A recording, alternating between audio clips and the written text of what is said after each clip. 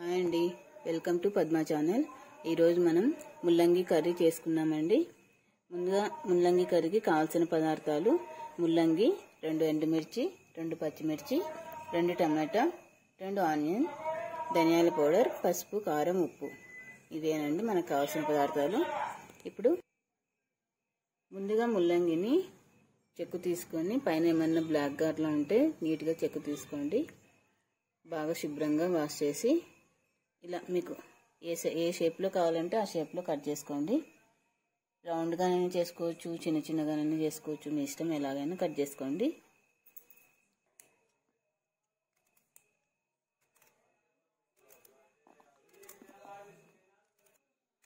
మీరు ఎలాగైనా కట్ చేసుకోవచ్చు అండి. నేనైతే ఈ షేప్లో కట్ చేసుకుంటున్నాను.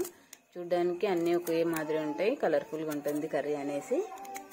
ముల్లంగి కర్రీ ఫైల్స్ ప్రాబ్లమ్స్ ఉన్న వాళ్ళు తీసుకుంటే ఆ ప్రాబ్లమ్స్ కొంచెం తగ్గుతాయండి. కొంతమందికి ఇది తీసుకోవడం వల్ల మొహం వాచడం అట్లాంటి ప్రాబ్లమ్స్ కూడా ఉంటాయి. అలాంటి వారు చూసి తీసుకోకండి, మిగిలిన వాళ్ళు తీసుకోవచ్చు. గ్యాస్ ఆన్ చేసి ప్యాన్ పెట్టుకొని 2 స్పూన్స్ ఆయిల్ వేసుకోండి. 4 వెల్లుల్లి రెబ్బల్ని లైట్గా స్మాష్ చేసుకోండి. ఆయిల్ హీట్ అయ్యాక ఆవాలు, జీలకర్ర, మెంతులు వేసుకోండి. జస్ట్ లైట్గా ఇట్లా స్మాష్ చేసుకొని తిరువాతలో వేసుకోండి. ఇందులోనే కరివేపాకు వేసుకోండి. పచ్చిమిర్చి చీలికలు వేసుకోండి. కొద్దిగా ఎండుమిర్చి వేసుకోండి. కట్ చేసుకున్న ఆనియన్ వేసుకోండి. ఇలా లైట్గా ఆనియన్ రెడ్గా అయినాక ఇందులో మనం కట్ చేసుకున్న ముల్లంగి వేసుకున్నామండి.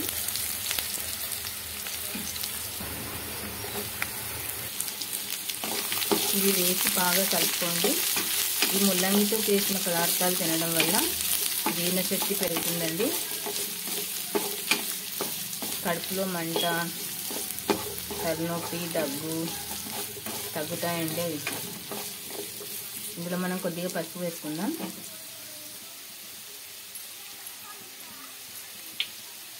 పసుపు వేసుకున్నాక ఉప్పు వేసుకోండి.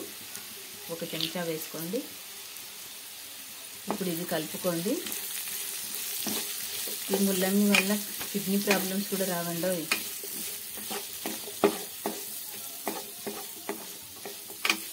షుగర్, బీపీని కూడా మనకి కంట్రోల్లో పెడుతుందండి ఇది.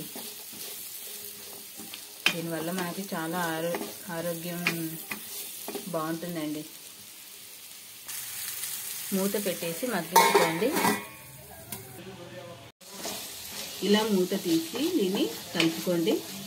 ఆల్మోస్ట్ ఇది మగ్గిపోయింది. ఇప్పుడు టమాటా వేసుకుందాం. ఈ ముల్లంగి తీసుకోవడం వల్ల వెయిట్ లాస్ కూడా అవుతారండి. వెయిట్ లాస్ కావాలనుకున్న వాళ్ళు ముల్లంగిని తీసుకోండి అప్పుడప్పుడు.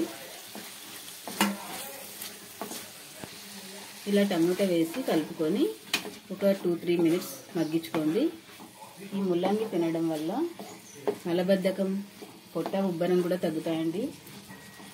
జాండీస్ కూడా రాకుండా మనకు నివారిస్తుందండి.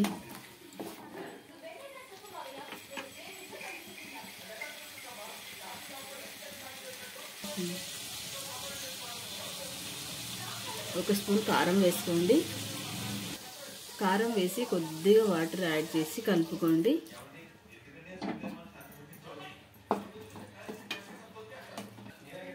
ధనియాల పౌడర్ వేసి కలుపుకోండి. 1/2 స్పూన్ వేసుకోండి ధనియాల పౌడర్.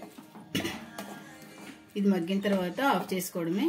మనకు కావాల్సిన ముల్లంగి కర్రీ రెడీ అయిపోయిందండి. చూసారా, మన ఆరోగ్యానికి ఎంతో ఉపయోగపడే ముల్లంగి కర్రీ రెడీ అయిపోయిందండి. సర్వ్ చేసుకుందాం. ఇది జొన్న రొట్టెతో తీసుకుంటే చాలా టేస్ట్ ఉంటుందండి. మీకు చపాతీ ఇష్టమైతే చపాతీతో తీసుకోవచ్చు.